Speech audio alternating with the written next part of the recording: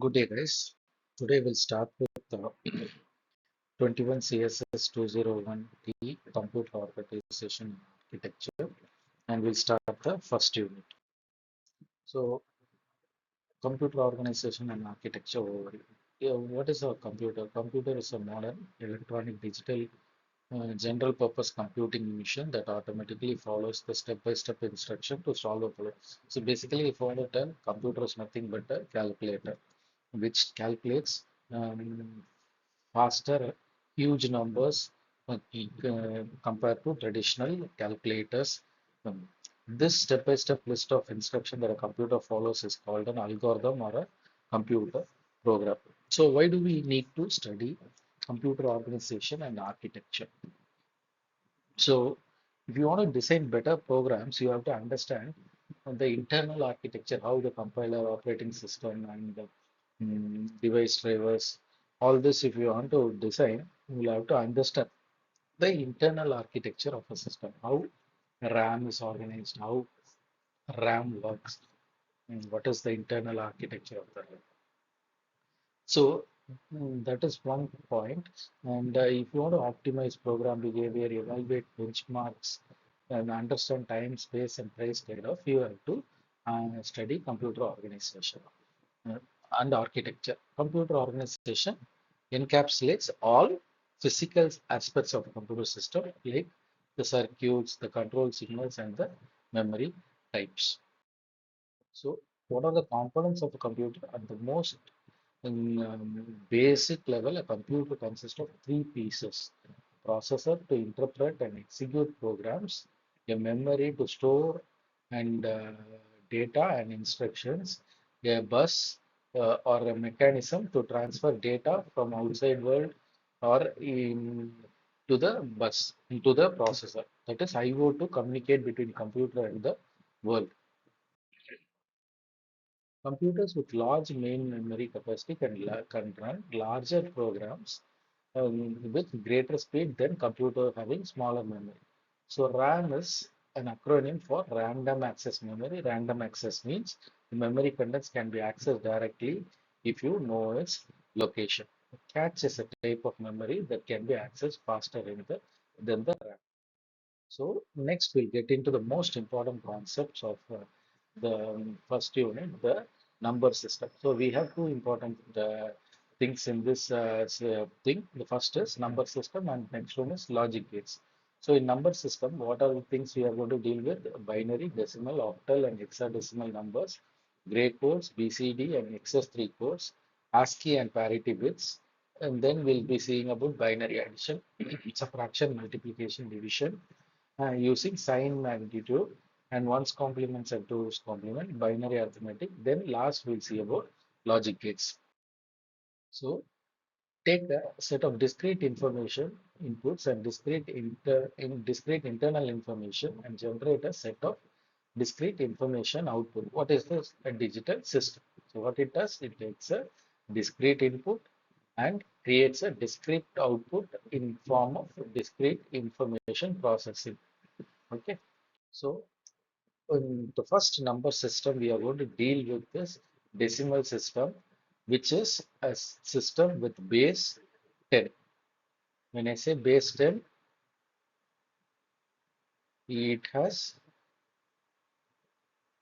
10 numbers. That is 0, 1, 2, 3, 4, 5, 6, 7, 8, 9. Okay, so 0 to 9. So what are the digit portion? Both it has integer and fraction part. So what is the digit weight? Weight equal to base to the power position. What is the magnitude? Sum of digit into weight. So what is the formal notation? D into b to the power 2 plus d into b to the power 1, d dot into b to the power 0. So likewise, so here is an example, 512.74. So this is ones position, this is tens position, this is hundreds position. Likewise, this is zero point 0.1 and zero point 0.01 position. So by decimal number as both by um, in, or integer part and fractional.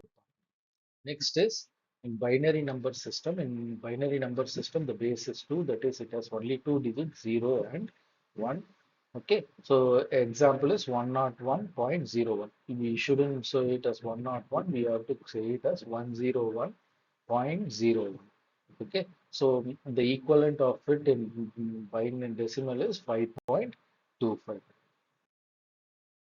Next is octal number system to the base 8, 0, 1, 2, 3, 4, 5, 6, 7. So these are the number system. Okay, an example of it is 5.512.74,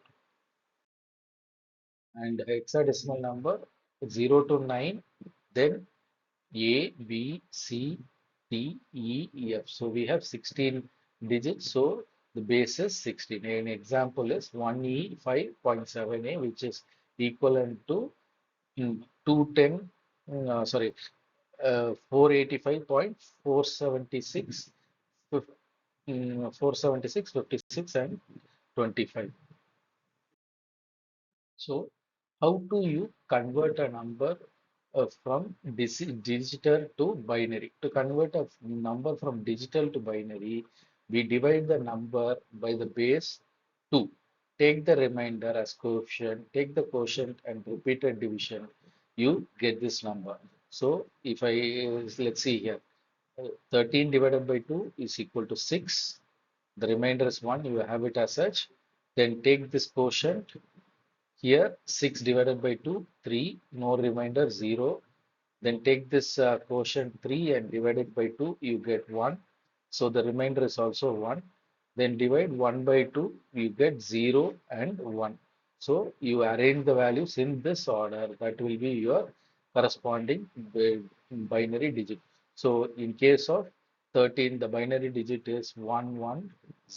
That is 1101. So this is A naught, this is A naught, this is A1, A2, A3. So how do I do it? A3 is the most significant bit and A naught is the least significant bit. So how do I convert fractional part into binary number? To convert the fractional part into the binary number, multiply the number by base, that is 2, take the integer either 0 or 1 as coefficient, take the resultant fraction and repeat the division.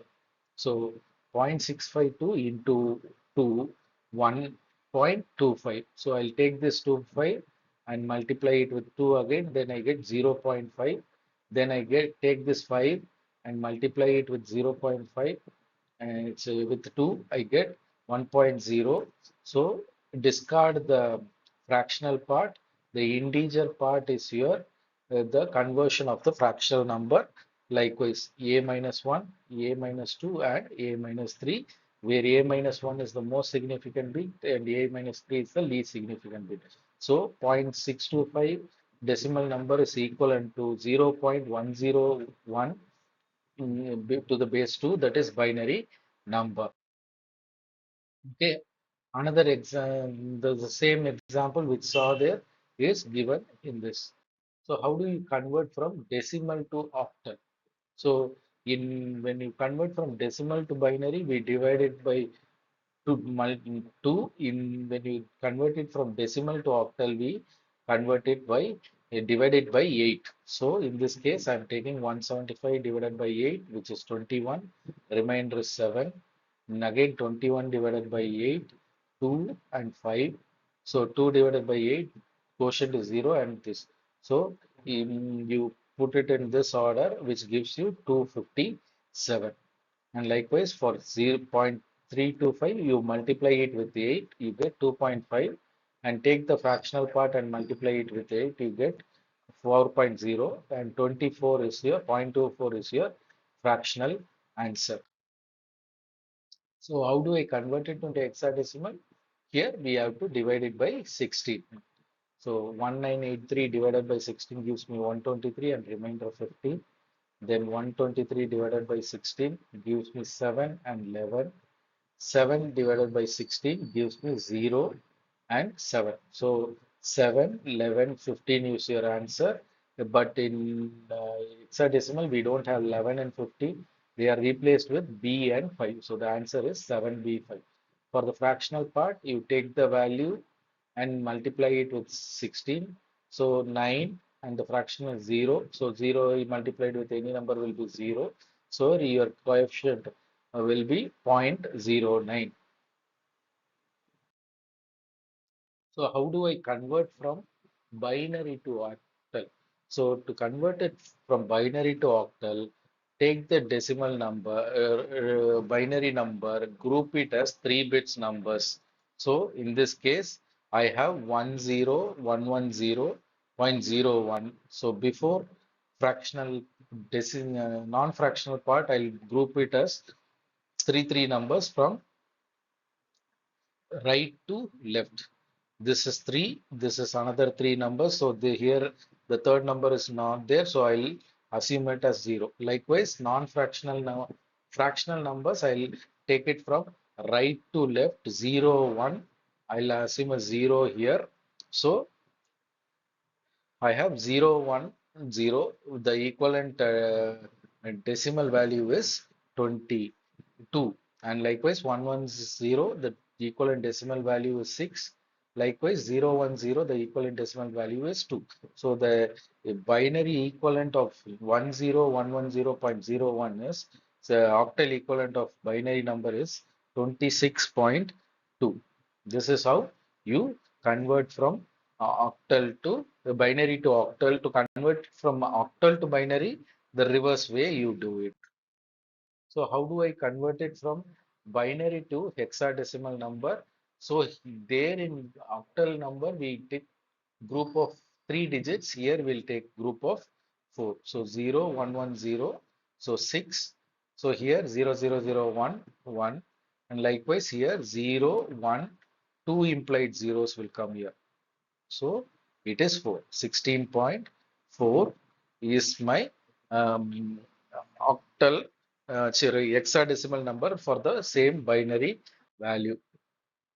How do I convert from octal to hexadecimal number? So octal to hexadecimal number is directly not possible.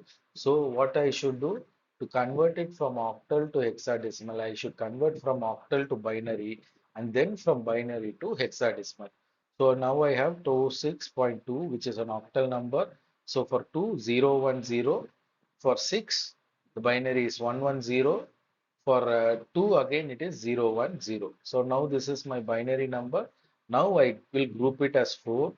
So 0, 1, 1, 0 is 6, 0, 1 is 1, and 0, 1, 0 is 4. So 16.4 is my hexadecimal equivalent of the octal number. So next we'll get into binary arithmetic, that is addition, subtraction, multiplication, and division. For addition, there is a general rule. When you add two binary numbers, 0 and 0, the sum is 0 and the carry is 0. When you add 0 and 1 or 1 and 0, then it is sum is 1, carry is 0. Likewise, when both A and B are 1, sum is 0, the carry is 1. So let's see an example adding 1010 with 111. So I'm adding 0 here with 1. So 0 and 1, 1. Then I have both ones here, 1 and 1. You know the sum is 0 and the carry is 1 here. So I'm putting sum 0, carry 1, I put it here, 1 and 1 again.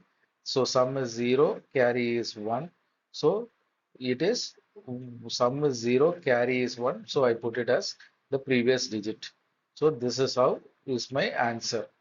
Likewise, I want to do some more numbers 100 101 with 11100 101 000 101 011 011 and 1110. Okay, so that is my answer. So 37 plus 56 equal to 93. So this 93, if I convert it, I'm sorry, this number I'll convert it to 93. How? So 1 is 64 plus 16, which is 80, 80 plus 8, 88, 9, 4 plus 4, 92 plus 1, 93. So binary multiplication, likewise, 0 and 0 is 0, 0 and 1 is 0, 1 and 0 is 0, then 1, 1. So now let's see 1, 1, 0, 1 multiplied with 1, 1, 0. So 1, 1, 0, 1, first I'll take and multiply with 0, so all zeros. 1, 1, 0, 1, I'll multiply it 1, so 1, 1, 0, 1. Again, I'll multiply it with 1, so 1, 1, 0, 1. Like normal multiplication, each time you multiply with the second number, you have to push one shift to the right. So 0, 0 and 1, 1, 0, 0, 1, 1, 0, 1, 0, 1, 1 and 1, 0, carry 1, 1 and 1, 0. The carry will be here, which is this number. So this is my answer of multiplying 1101 with 111. We'll see another example, 1011.101 with 101.01. This is fractional. So again, pretty much the same way you do, and you have five fractional parts. So whatever answer you get, you take 5 digits from the right and keep the decimal point. This is the decimal binary multiplication. Next is binary division. So to do division, I'm taking 110 and 111, 1101 and 1011. I'm going to divide it. So when I divide 110 with 111, one time it comes. So I'll put 1 here. Next, I'm bringing the first one. It's not possible. So I put 0 here. Next one I'm bringing down. Again, not possible. Then I bring the 0. Now it is possible. So I put 1 here. Again, I bring the 1. This one. So it's not possible. 0, 0.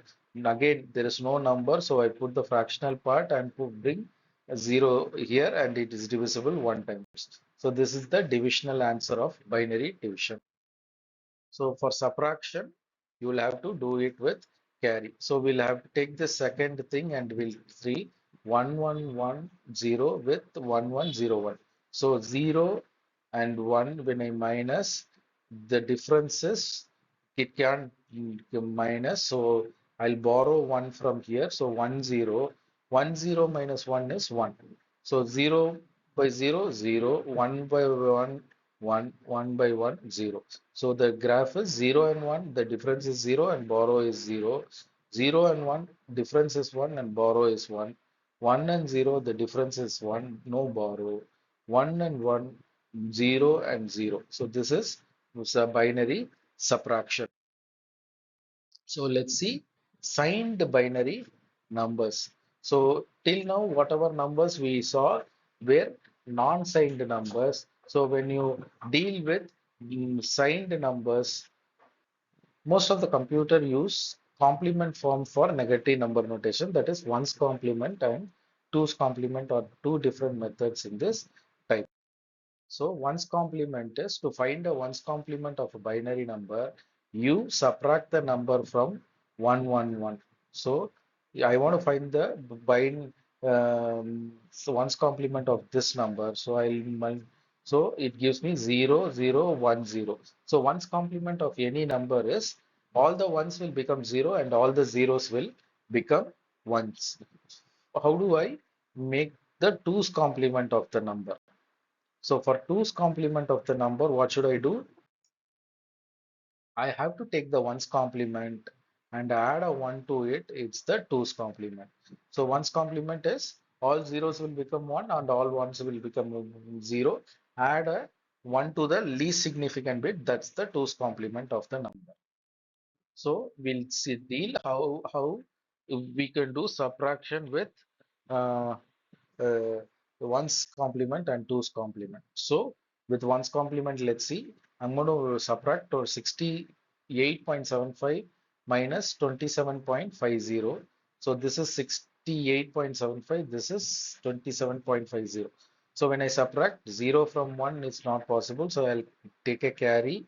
So this will become 1. So again, if I'll take a carry, this will become 1. And then, sorry, You are not supposed to do subtraction. In this case, we'll do addition. 0 and 1.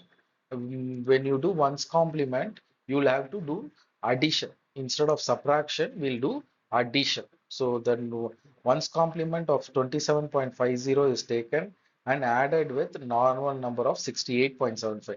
So 0 and 1, 1, 1 and 0 and 1, 1, 1 and 1, 0 and carry 1. So 1 and 1, 0 and carry 1 here. So 1 here. So 0 and 0, 0. 1 and 1, 0 and carry 1 here. So 1, 0 and 0, 0. 0 and 1, 1. 1 and 1, 0 and carry 1. 0, 1 and 1, 1, 0. So take this carry number and add it to the last significant bit. That's your answer.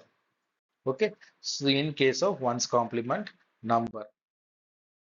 So next we'll see a subtraction with negative number. So in this case, I am taking the ones complement of 89.75 and adding. So when I adding it, I'm not getting a carry. So when you don't get a carry, what you do? You take the ones complement of the number. It's a negative number. So you take ones complement. That's your answer. So subtraction is using two's complement. So what you do? 68.75 and minus 27.75. So take the two's complement of 27.5 and add it. When you get a carry, just ignore that bit and write the result. That is your answer in case of two's complement. Likewise, when you do for a negative number, you take whatever answer you get, you take the two's complement of the number. That is your answer. So next, let's see binary addition. So in case of binary addition, how do I do 25 and 13? I'll convert 2 to binary number and 5 to binary number and 1 to binary number and add it. So when I add this, I get this digit. So both these digits are legal by BCD code. See, legal BCD code is any number greater than 9, that is 1010. 1001 is the last legal binary number. 1010 to 1111 are illegal number. So if you don't get a illegal number, don't worry, that's your answer. Okay. But when you get an illegal code, what you are supposed to do? See, in this case, when I'm adding these two numbers, this is illegal code, this is illegal code, this is illegal code, and this is illegal code. So in such a situation, I'm supposed to add 0110 to all the numbers, and whatever result comes, I will have to take the carry and add it to the next number. So here, when I add these two 10100, so I'll take this carry and add it to the least significant bit of this combo. And if I get a carry here, I'll do it here. And whatever result you get is the answer, final answer. Likewise, binary subtraction also, you'll have to do it likewise. So no borrow has come in this case. So this is the correct difference. So borrows are present. So subtracted by 0110, that will give you the correct answer. So group code is the arrangement of binary number system such that each increment value can differ only by one bit. So it is called reflected binary code or cyclic and reflected binary code. So how do I convert a binary number to gray code? So the most significant bit of gray code is equal to the first bit of the given number. The second bit of the gray code will be an exclusive OR of the first and second bit. The third bit of the gray code is equal to exclusive OR of the second and third bit. For further gray codes, result will process continuously. So I have this. What is the truth table of XR? 0 and 0, 1, 0, 0 and 1, 1, 1 and 0, 1, and 1 and 1, 0. So you take this. So my number is 0, 1, 0, 0, 1. So most significant bit, you will add it as such. Next, you take this number and see the table 1. So you put 1 here. Next, take 1 and 0. Again, it is 1. Next, 0 and 0, 0, and 0 and 1, 1. So if you look at the original binary number and the gray bit binary number, this is 0, this is 1. All other bits are same. That is the property of a gray code. Okay. So gray to binary conversion, the most significant bit of the gray code is equal in binary number. Now move to the next gray bit. As it is 1, the previous bit will alter. That is, it will be 1. Thus, the secondary bit will also be 1. Next, see the third bit in this example. The third bit is 1 again. The third bit binary bit will be altered to second binary bit, and third bit binary bit will be 0. Now, fourth binary bit here is 0. So fourth bit will be same as previous binary bit. So the last bit of binary code is 1. The fifth binary is altering of the fourth binary bit. Okay. So if you see, this 0 will be as 0 here. Then compare this 0 with 1. So it is 1. Again, compare 1 and 1. It is 0, XOR of 1. And this 2 XOR is 0. This 2 XOR is 1. So this is your gray to binary code conversion. So what are the merits? It is best for error minimization in conversion of analog to digital signal. It is best to for minimize a logical circuit. Decreases Hamming walls, which is desirable state when used in generic algorithm. Disadvantages not suitable for arithmetic operations. Next is XS3 code. So if you look at this code, what do you see? 0 is 0, 1, 1. So XS3 code is nothing but given a number, add 3 to it, that is the XS3 code number. So how do I do? We find the decimal number of the given binary number, then we add 3 to each digit of the decimal number. Okay. So 5 to XS3 code, add 5 to it, 8. 8 is the XS3 code of 5. So I have BCD number 0101 to XS3 code. So what I'll do, I'll take the by BCD number and add 0011, which is 3 in binary. So 1000 is the XS3 code of the binary number 0101. Decimal to XS binary code. I want to convert 26 to XS3 code. I'll take 2 and add a 3 to it, and I take 6 and add a 3 to it. That's my binary XS3 code. 56 is the XS3 code of 20.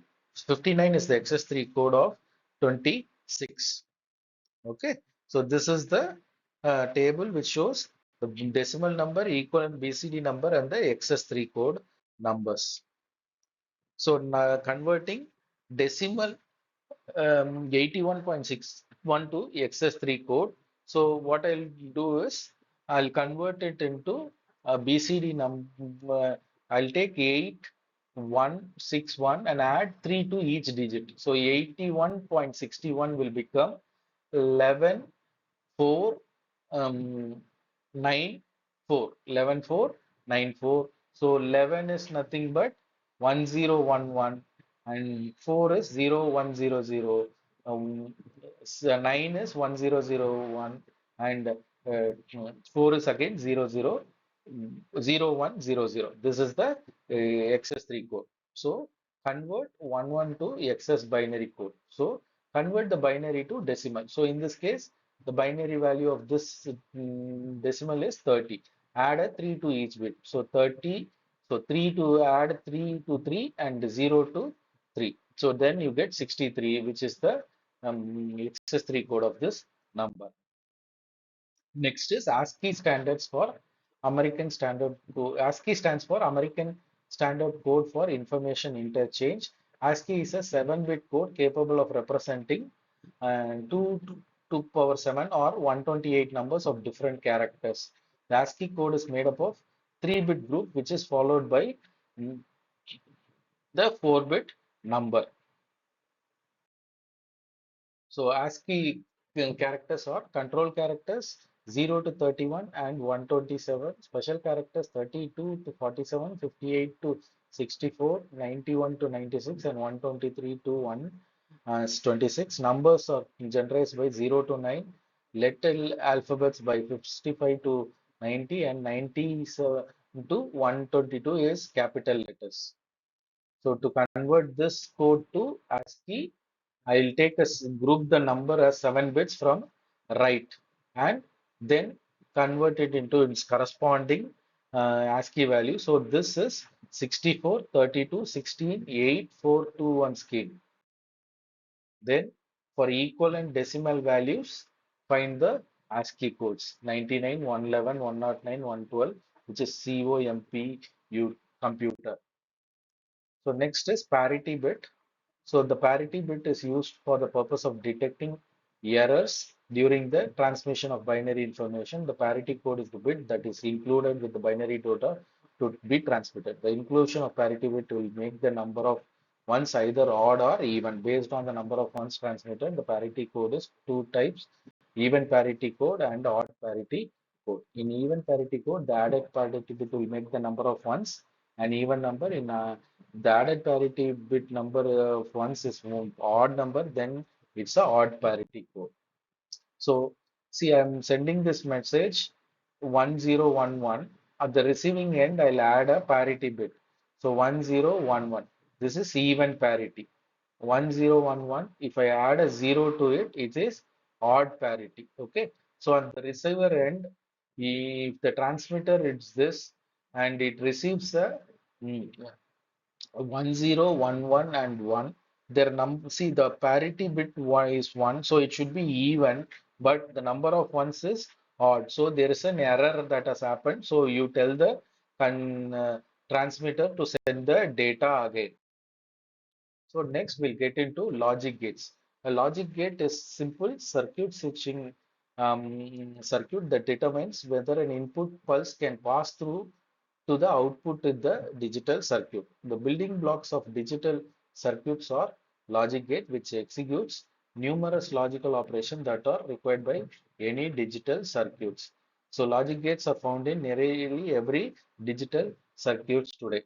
So all basic gates have the ability to take single input or double input and give one single output. So the input can be more than one, but output will be always one signal. So the output for all conceivable combination of input that may be applied to logic gates are listed in truth table. Okay. So basically we have three basic types of logic gates: basic logic gates, universal logic gates, and other logic gates. In basic we have AND, NOT, and OR. In universal we have NAND gate and NOR gate. In other logic gates we have XOR and XNOR. So we'll see about the basic logic gates. So the basic logic gates are associative and cumulative in nature. So first we'll start with AND gate. So AND gate is the multiplier gate. So the output of AND gate is high if all the inputs are high. The output of NAND gate is low if any one of the inputs is low. So I have two inputs A and B. Y is my output. It is A dot B. So if both is 0, 0, 0, if one is also 1, it is 0. If both the inputs is 1 only, you get an output as 1. So this is the representation of an NAND gate. So you can have more than one input and NAND gate, output will be only one bit. Next is OR gate. OR gate is an adder. So if one input is 1, the output will be high. If both the inputs are 0, it will be low. So this is the circuit. A and B are 0, output is 0. A and B are 1, then output is 1. Any other than 0, 0, the output will be 1. Next is NOT gate. NOT gate is also called inverter gate. Whatever input you give, the output will be the inverse of it. If you give a 0, the output will be 1. If you give a 1, the output will be 0. Next is universal gate. They are not associative in nature but communicative in nature. So NAND gate is nothing but not AND gate. So whatever input is given to it, the for an AND gate, the reverse will be the output for a NAND gate. So 0 and 0, 1, 0 and 1, 1, 1 and 0, 1, and 1 and 1, 0. The output will be exactly opposite of a NAND AND gate. For NOR gate, the output will be exactly opposite of a OR gate. So if either one is oh, either one input is zero, both the output will be zero. If both the inputs is one, the output will be zero. If both the inputs are zero, output will be one. In XOR gate, it is exclusive OR gate. So if one input is one, either one input is one, the output will be one. If both inputs are zero and both inputs are one, the output will be one. So this is the representation of exclusive OR gate. An exclusive NOR gate, in this case, if one input is one, the output will be zero. If both the inputs are identical, either zero or one, the output will be one. So this is the representation of XNOR gate. Okay, these are some of the examples, not A or B. So step one with brackets, this is A or B, and put a not before it, it is A, not A or B. Okay, NAND circuits implementation is shown in this. So with this, we are done with